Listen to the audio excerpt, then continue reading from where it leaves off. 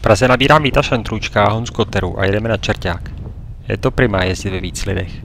Jednak cesta líp ubíhá a jednak když někdo odletí, tak ho ostatní můžou vyzvednout a bez často zdlouhavého návratu na start pak pokračovat rovnou domů. To sice dnes nevyužijeme, ale i tak se bude hodit, že nás je v jednom autě víc. Na startu je to dost slabé, pár pilotů se v tom drží, ale nám chroustům se do toho moc nechce. Přijede Martin Brůha a zvedne mi sebevědomí, když říká, že si mě pamatuje, protože mám nejen nepřehlédnutelné zápisky, ale v pondělí se také ukázalo, že jsem dobrý pilot. Taky rychle rozptýlí deku, která i na mě trochu padla. Tamhle máš Fogla a tady ti je čtyřkový stoupák, tak nevím, na co čekáte. To mě trochu nakopne, ale několikrát pokazím start, takže čtyřkový stoupák už nestihnu. Využiju ale další Martinovou radu. Leď pořád podél té nafukované hrany vlevo a dřív nebo později tam něco musí být. Nevzdávám to v první klesáčku, pokračuji dál a opravdu za chvíli nacházím aspoň půlku nebo jedničku. Je to celkem boj. Chvíli půl nebo jedna nahoru, chvíli 1,5 dolů, ukrajuji každý metr, ale postupně se vyzvedávám asi 300 metrů nad start, kde už je stoupák trochu lepší. Pokud se nezachytím ve svahování, tak jsem zvyklý na dva scénáře. Buď stoupák hned od startu kolem vzhůru, nebo vyhnívka. Jsem rád, že zvolna začínám zvládat i scénář šudlej nulu a ono z toho něco bude. Stoupáky dnes moc silné nejsou, obvykle kolem 2 metrů za sekundu, ale párkrát chytím něco silnějšího. V výšce kolem 1600 nebo 1700 metrů nad mořem z toho navíc vždycky vypadnu. Základné je 500 metrů nade mnou a já nechápu, proč se k ní nedokážu dostat. Aspoň na přeskocích se zachytím vždycky ve slušné výšce kolem 1300 metrů nad mořem. Snažím se letět podle mraků, ale vůbec je dnes nechápu. Už na startu mi Martin říkal, že to dnes často stoupá proti větru a mně se to několikrát potvrzuje. Jsem ve stoupáku, koukám, k jakému mraku letím, ten je o 500 metrů vedle a já letím neznámo kam. Moc se v tom dnes nevyznám. Vítr moc nefouká, po vytočení prvního stoupáku jsem pořád skoro nad startem, tak chci zkusit nějaký trouhelník nebo aspoň návrat. Letím směrem na Brnou a pak pořád dál. Letím dost pomalu, ale držím se ve slušné výšce, to je pro mě větší priorita. Jeden stoupák se mi konečně podaří vytočit pod základnu a vyjde mi to akorát. Ještě jedna otočka a byl bych v mraku. Držím se při kraji, takže od něj na speedu pohodlně odlétám. Stoupá to pořád dál, ale nade mnou už nic není, tak mi nevadí, že nastoupám až vedle mraku. S luxusní výškou 2100 metrů se nemůžu rozmyslet, jestli se budu vracet vlevo nebo vpravo, tak letí prostě pořád rovně. Možná jsem i trochu nenažraný a chci doletět co nejdál, než se začnu vracet.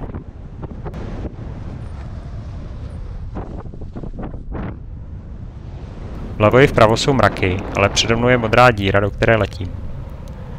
Když se v 1700 metrech konečně rozmyslím, že bych už mohl někam zatočit, tak mraky vlevo zmizely a dosažitelný mrak vpravo už asi dosloužil.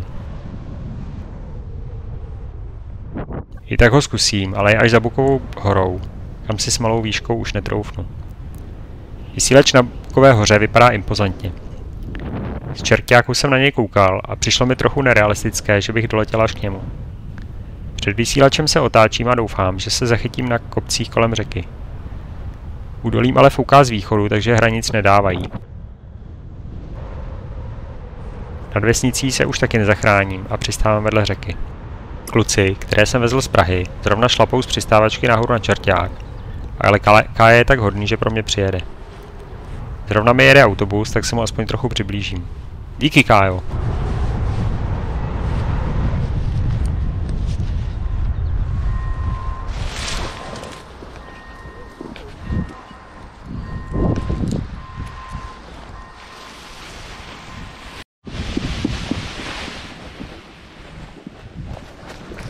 Když se vrátíme na Čerťák, tak Kája zvažuje svahovačku, ale zdá se mu to slabé. Nechce se mu přistávat dole na hřišti a raději si počká na nějaké lepší podmínky. Velká chyba, Kájo, velká. Kilometr v 6:30 večer.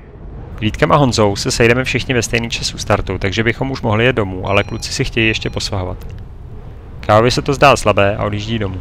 Mně se to taky zdá slabé, ale říkám si, že jednou si to přistání dole na hřišti stejně musím vyzkoušet. Moje překvapení po startu je proto veliké. Rychle se dostanu do provozní výšky a spolu s ostatními chytám nádherný dvojkový stoupák až do kilometru. 7 hodin a pořád kilák. To se během večera stane ještě několikrát. Chodí to úplně všude, stačí letět přímým směrem a pryč od kopce a pořád to stoupá.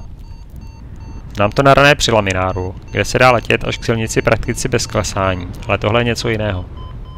S vahovým prouděním se to vysvětlit nedá, funguje to i ve velkých výškách. Kolem 8 večer odlétám od startu z výšky 150 metrů nad ním směrem k řece a nad řekou jsem o 250 metrů výš.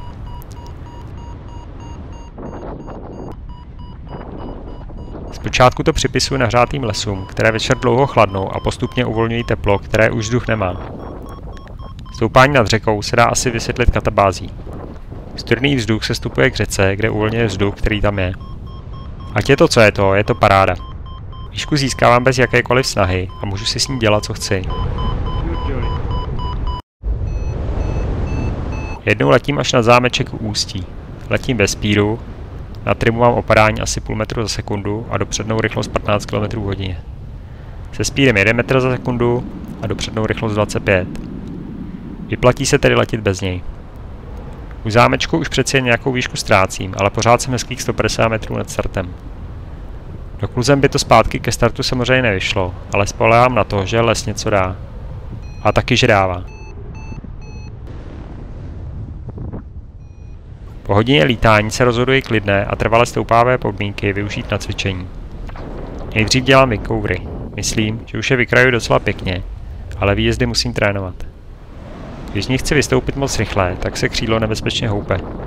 Nahromaděnou energii je potřeba uvolňovat postupně, wingcovery postupně zmenšovat, nebo asi i pokračovat v jedné zatáčce a postupně ji uvolňovat.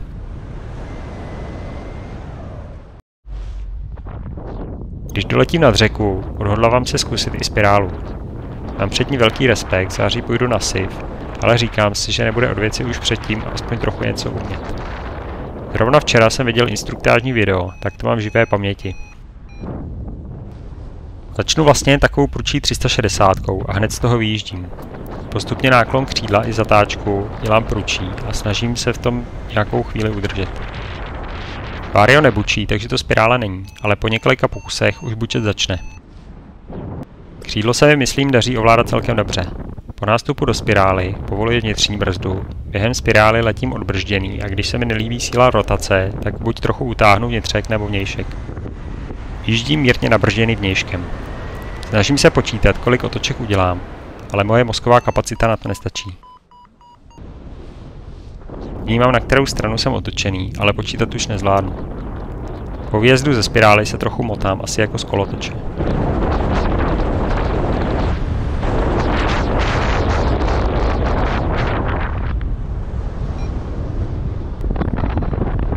S Honzou Koterou se jednou snažíme letět i ucho na ucho, ale úplně se nám to nedaří. Já jsem trochu za ním, tak šlapu speed, tím klesám a on zase trochu brzdí. Jednou se nám to skoro povede, ale radši neriskujeme a letíme každý jinam. Měli jsme to zkusit při přímém letu od kopce, ne během přeci jen trochu živějšího letu podél kopce.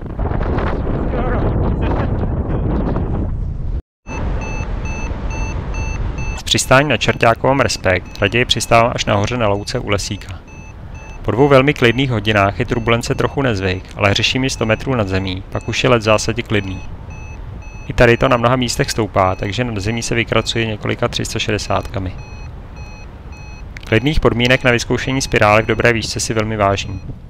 Bylo to asi i lepší než odpolední přelet. Na něm si zase vážím toho, že jsem vytočil akorát pod základnu a bezpečně od ní odletěl. Pořád ale není konec dne. Mirek doletěl z Čerťáku na ranou. Díky tomu, že nás v jednom autě přijelo víc, tak mu jeden z nás může auto zavést. Díky Honzo, že si Mirkovi auto dovezl. Pro nás to byla minimální zajížďka a Mirkovi to ušetřilo dost komplikovanou cestu na Čerťák. Pěkně to klaplo.